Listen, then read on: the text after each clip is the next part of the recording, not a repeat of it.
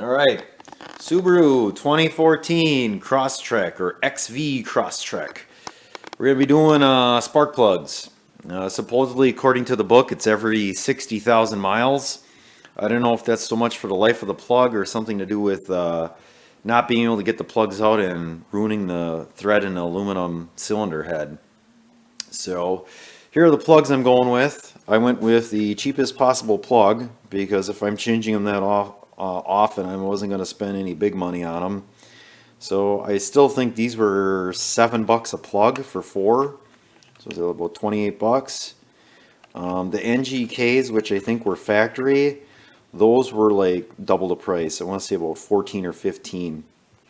So according to what the gentleman at the store told me, the gap should be at 0.044. You got four of these plugs. I didn't double check the type. We'll find out once we pull one out. I got never sees, anti-sees here. I'm using just a standard 14 millimeter 6-point deep well socket. I do have an actual spark plug with the gasket socket, but I don't have the correct size. This is a 5/8. That's the smallest I have. I don't have a 14. That's a pretty small deep well. Got some extensions here, 3/8 drive, which should be more than enough, and then a deep well 10, and then a short 10 on the quarter drive. You might be able to tell what that is. You don't have to pull the battery out to do this, but you can see everything much better. I don't know, maybe it's just like a psychological thing. If you can see what you're working on, you'll have a better chance. Because really, it doesn't give you any space here. Here's what you're working on, your two coil packs here. We're going to pull these screws out, and then this is going to pull out. Or at least, I think it is. I don't know. I watched a video on some other guys on Subarus do it, but none on a Crosstrek. So, and this Crosstrek is, there's got to be what, 57, 58,000. So I figure I might as well do it now while I got the time, and then I can just kind of forget about it, not worry about it. So, and then as I got the battery out, I also put it on the 1.5 charge here. So I'm just letting it charge right now. It says it's a Panasonic battery, I guess, made in Japan.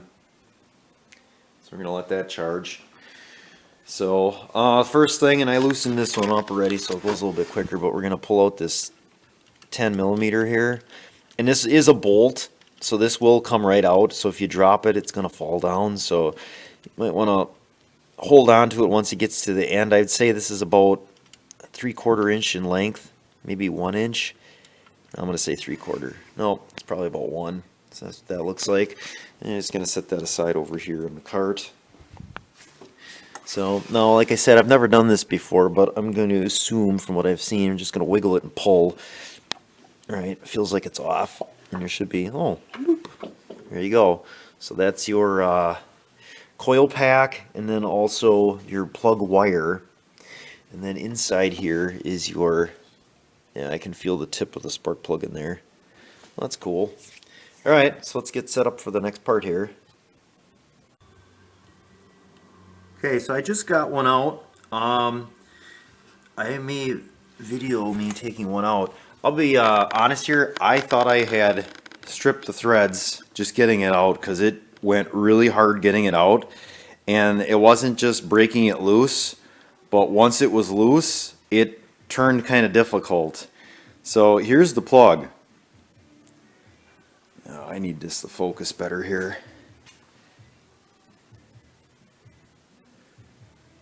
On here. So there you go. I'm surprised how rusty it is. I'm really surprised too at this. To me, this plug does not look like a stainless plug at all. I don't think it's stainless. It really doesn't. It looks like just a normal cheap plug. And I don't know if you can see it, but there's some good carbon buildup there on the electrode. It's kind of hard to tell, but the new plug, let's pull one out here. The new plug is obviously stainless steel. There's no doubt because it's got this grayish color to it. So, and that's what it looks like. Wow, and the gap is opened up quite a bit on that old plug already. Wow. that's, I'll be honest, that's kind of amazing already that a plug that's not even 3 years old with, it's under 60,000 miles. I'm going to find out the mileage and I'll let you know the exact mileage. But yeah, that's, and I don't know, let's see if we can really, oh, come on. Can't see it now. You can't see that, but there's a big chunk of carbon right on the top there. That's amazing. Alright, so let's get one installed here. Alright, so this one I got broke loose, and at this point I still can't turn it by hand. You really want to make sure when you're torquing that thing to keep a hand on the actual ratchet, the head of the ratchet, so that you're not torquing it to the side. Now, I'm guessing based on the amount of space I have here, I'm going to have to disconnect the actual ratchet and get to the extension here. I don't know how else you can do this, and this is definitely not a lot of room to work. Oh boy, this would be a treat. Trick or treat. There's something else I was going to say about this. This one was definitely easier to get off than the other one. The front one was much tighter than this back one. So I don't know if that's got something to do with engine design. So I need to hold the button on the ratchet in while pulling it out and then keeping the extension. That's a trick, my friend. That is a trick. Okay, so let's get back to this here. Let's see if we can get in there and turn that. I thought changing spark plugs on a Mustang was difficult, especially the ones towards the back of the engine. You know, definitely more room on a V8.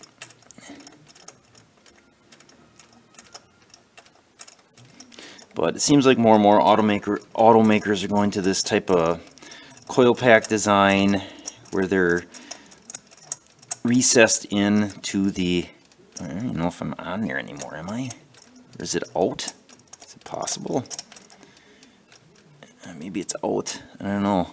See, this is nice. I don't know exactly how I'm getting that off. I'm going to have to take a screwdriver and pop the socket off to get the extension out, because you can't pull the extension in the socket out. It won't, there's just not enough angle to get her in there. Alright, plug number 2. Here's the number. It looks like a SILZKAR7. Is that B? B11. Oops. So, turns out that's not a piece of carbon on there either. It's a, I don't know what that is. It's like a tab or something that they got. Must be a different type on there. But look at the bottom of that plug. It doesn't look good. It's got like some gunk or something on it. Oh, fuel. Probably because I started up the car in the attached garage and drove it out to the shop. So, I think in comparison they look about the same. To get that one out, this is what I used. This is just a 1/2 inch to 3/8 adapter, and I stuck that on here. That gives you enough so it's sticking out of that hole, so you can turn it out and you can make the bend with this. So yeah, if you're doing this. The other thing, find yourself part of a magnetic tool or the actual hole tool if you didn't buy yours from Harbor Freight like I did and it fell apart. I was going to throw this away. I'm like, oh, I'll keep it. You will need this because this works really well to pull stuff out. And, oh yeah, and how I got that socket disconnected from the actual extension is exactly that. I used a screwdriver and I stuck the screwdriver against the side of the socket and then pulled on the extension to get that out. So, some tricks here to doing this, but hopefully it works and we're all done. If you're wondering, I am never seizing or anti-seize the threads on these plugs. Also, I'm not torquing them down to any specs. I think somebody said it was 30 foot-pounds. I'm not even going to attempt to get a 1/2 inch torque wrench in there to do that. I'm just reattaching them with the 3/8 ratchet, and I'm just snugging them up. There's no reason these things need to be so tight. If it starts leaking, then I'll know, hey, I need to tighten that one up. I'm not going to worry about it though. There's a pretty decent washer on here too, so I'm just snugging them up. Definitely don't want to twist anything off. There's no good way of videoing this, but here's my apparatus that I'm going to stick in there. You know what? I bet this won't make the bend. No, it's not going to. So what I'll probably have to do is go with just the extension first. Yeah, that magnetic tool too. Definitely going to want that because you will be dropping stuff. I mean, I'm pretty good, but obviously not that good.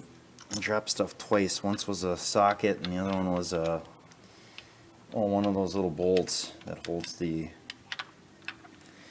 coil pack on. Okay. This is really not a smart design.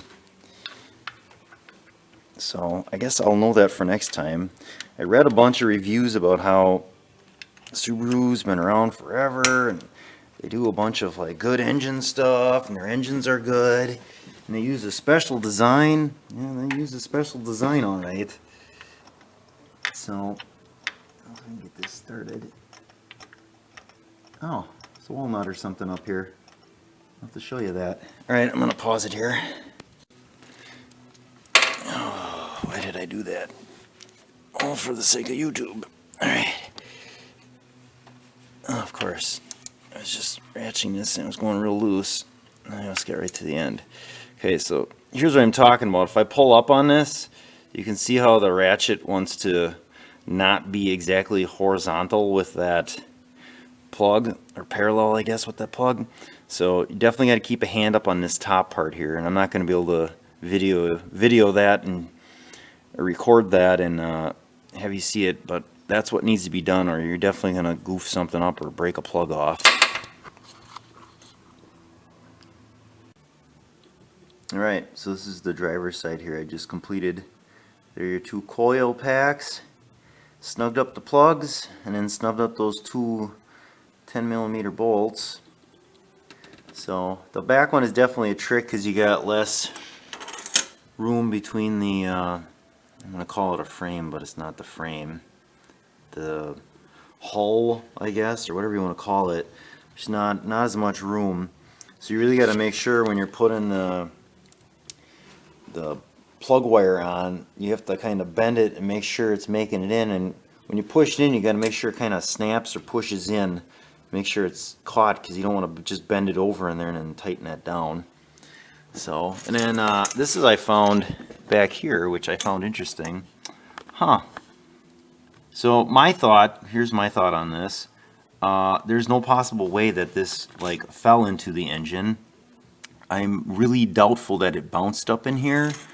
My guess would be there is a squirrel that must have ran up in here because it was warm and then stashed the nut up here. That would be my guess. I don't know, maybe I'm way off, but I have no idea how else that would have gotten in there. It's crazy.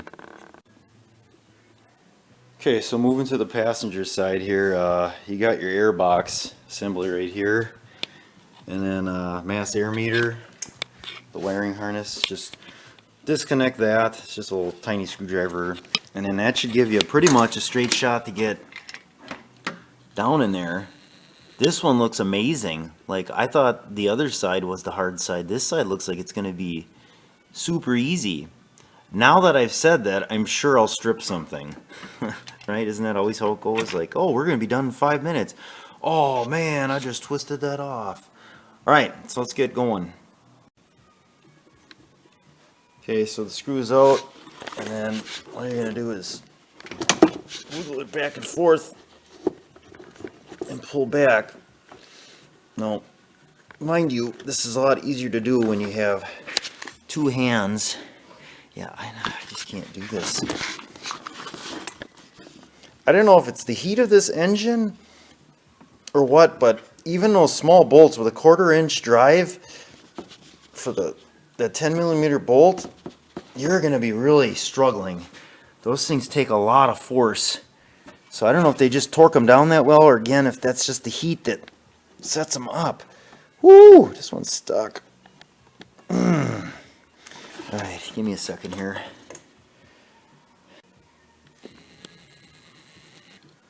Alright, so I got it popped out. I just used one hand on top, one hand on bottom. It pops right out. So that's what this looks like here again. So, and this is, you got to make sure that this is going on over top there. So, boy, this one looks a lot easier. Look at all that space. See, you got a ton of space in there. I wonder if I can zoom the camera in that hole.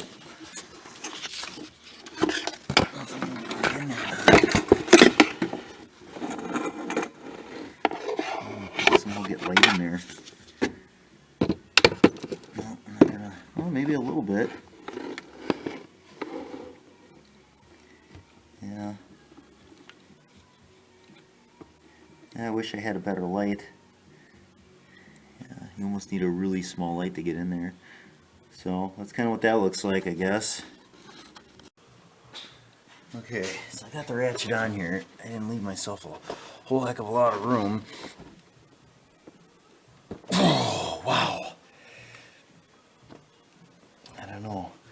I could probably stick a 1/2-inch drive on here. That makes me nervous though. Oops. Am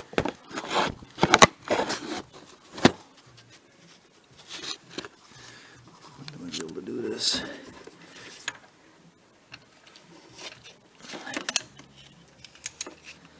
See, and I just don't want to push straight down here because you got to get a hand in there to keep that straight. Alright, how can I do this? Alright, so spark plug from passenger side here. I would use a longer 3/8 with a little bit more leverage because, yeah, it slipped off. It's not so much the blood as the pain from banging it against whatever I banged it against. So, I don't know, maybe I'll take a shot of it later to see how swollen it is. Alright, onward and upward. I just got the battery put back in, and this is like the most rinky-dink setup ever. At least in my opinion here, working on cars. This definitely is rinky-dink. I don't even know if I got this outer foam cover here on exactly right, but I don't think it matters. The biggest thing is to make sure that those like J-bolts hold the battery in place so it doesn't wander away. Hopefully I got it in there right, not that I'm going to crack it. So,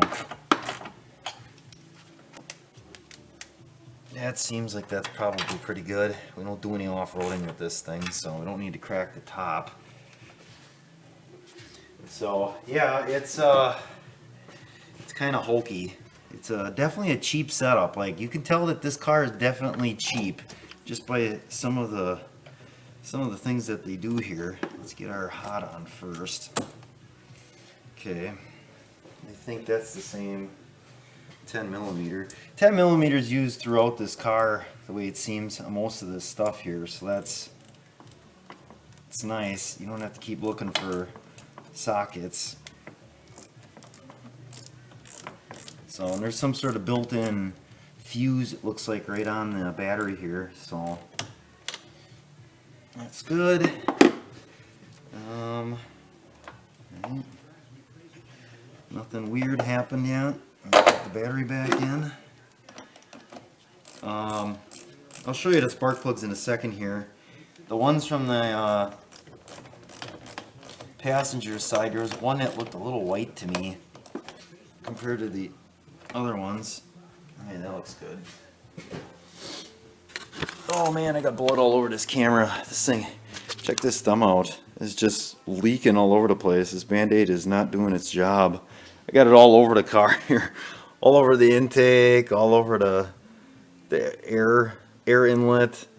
That's good stuff. Anyway, so what was I doing? Oh yeah, so these are the passenger side plugs here. I guess this one here is just as white. This is probably the whitest one though. Let's see here. This is probably the whitest one of them all. So, and you can see there's that extra tab on there. So, yeah. So let me get everything buttoned up here. I gotta put this plastic cover on here, and then I'll quick talk you through a few things. Okay, so tools that I ended up using throughout this process. I think if I could do it again, I'd use a 1/2-inch drive, or at least a 3/8 that has the same length as that half for more leverage, because you're definitely going to need it. Otherwise, you're going to be skinning your knuckles. And then I think when I install it, I used a short one so you don't over torque it. Quarter drive is going to be for your 10mm socket, which is your retaining bolt for the coil pack. I used a deep well socket sometimes for that, sometimes just a short one. I also used it on the 3/8 drive just to give me more torque, because those are extremely tight. I think it's the heat that causes that. And then the 10 or 14mm 6-point socket was to remove all the spark plugs. And then I also had this 1/2-inch to 3/8 adapter on there, and I used that for, oh, I can't get that apart by hand. I used that to just so I had a handle to spin the socket when you got close to the end, and then if you had to, you could just use a screwdriver to pop in here to pop that end off. You could also use probably this. I did this with one. It really doesn't work that well though, and what I don't like about this is you're applying torque and this could be spinning, whereas when you're holding this in there, you know that it's going to be straight on, especially if you're holding the end straight. There's too many angles with that. A short extension here, that works out well. This I use to take the clip off the mass air meter. Obviously a magnetic tool, because if you drop something it's nice, and this worked well to pull the spark plugs out. I'd stick this in the hole and then pull the spark plug out like that, because otherwise you can't get your hands in there, it isn't big enough. And then a flat blade screwdriver to release the extension or the socket, deep well socket. I also used anti-seize lubricant on all of the threads on the new spark plugs. So that should be everything that you need to do this project. There really isn't anything else. A little know-how. If you ever worked on a newer car, like the last car I worked on was a Crown Victoria that had like these kind of sunken in spark plugs. So if you've done that before, it's similar. There's enough room, it's not that bad. If you've changed spark plugs before, you can do it. So let me set the camera up here. Alright, here we go. I'm going to start it up here for the first time. Cross fingers here.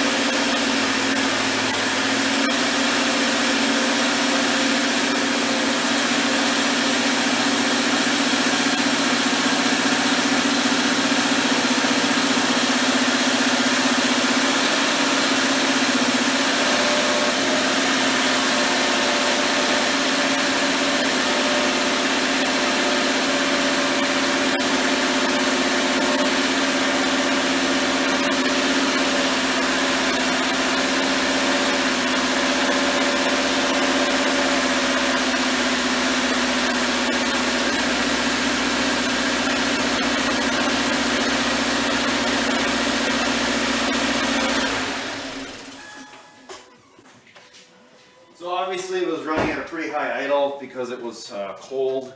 The engine wasn't warm. I would make sure your engine is cold if you're going to do this. It seems like it runs really smooth. Now maybe it's just me, but usually it seemed like it ran just a little rougher than that. And it sounds like it's running like a sewing machine, real super smooth. So I don't know. Maybe it was time to change plugs. Maybe that's all the longer they last. I do feel like this design, there's got to be a good amount of heat by those plugs because they're recessed in so far. Also, where that plug goes in, when you screw this plug in, there's no guessing on like how to get the thread started. So that I'm assuming that hole that goes in almost has to be like conical or cone shaped when you get down there, because it's like the spark plug guides itself right in. And as soon as you start turning, it just starts. Like, it almost seems impossible to cross thread, and it's not like you can see in there if you got it lined up, you know, up and down or left and right. I just stuck it in, started turning. I'm like, oh, it threaded right in. Started them all by hand. So I don't know. I'd be interested to know if that is like a cone shaped in there at the bottom. So, all right, it looks like this is going to be a completed project here of the 2014 Subaru Crosstrek spark plug install, or replacement and install.